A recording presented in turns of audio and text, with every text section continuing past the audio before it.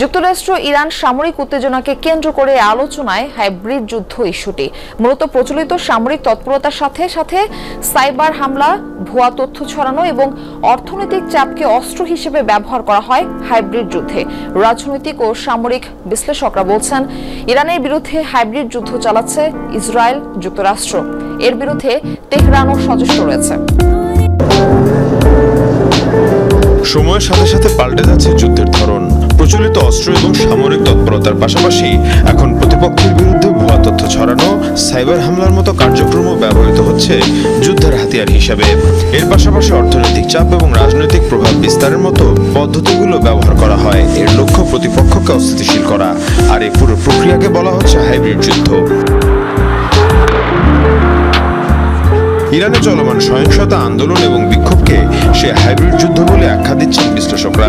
যুক্তরাষ্ট্র ইসরায়েলের মতো শক্তিগুলোর মিথ্যাচার এবং ভুয়া তথ্যের কারণে বিক্ষোভকারীদের প্রকৃত দাবি প্রচার পায়নি, এমনটাই বলছেন তারা। অনেক মানুষ অসন্তুষ্ট। এর অন্যতম প্রধান কারণ হলো অর্থনৈতিক অসন্তোষ। যুক্তরাষ্ট্র ও ইসরায়েল দাঙ্গাকারীদের সংগঠিত করেছে। ইরানের অভ্যন্তরীণ বিষয়ে এই হস্তক্ষেপ প্রকৃত প্রতিবাদকারীদের দাবিকে ক্ষতিগ্রস্ত ও দুর্বল করেছে। তবে ইরান হাইব্রিড যুদ্ধের পরিস্থিতি সামাল দিতে প্রস্তুত বলে মন্তব্য দেশটির সামরিক বিশ্লেষকদের। যুক্তরাষ্ট্র ও ইসরায়েল সামরিক হামলা, অর্থনৈতিক নিষেধাজ্ঞা এবং সন্ত্রাসী ব্যবহারের মাধ্যমে ইরানের অর্থনৈতিক ও সামাজিক ভিত্তি দুর্বল করতে চাচ্ছে।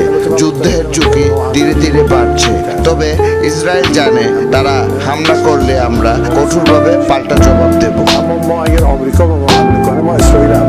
বিভিন্ন সময় ইরানের একাধিক পরমাণু প্রকল্প এবং বিদ্যুৎ কেন্দ্র ইসরায়েলি সাইবার হামলায় ক্ষতিগ্রস্ত হয়েছে। মির মুশফিক আহসান, যমুনা নিউজ।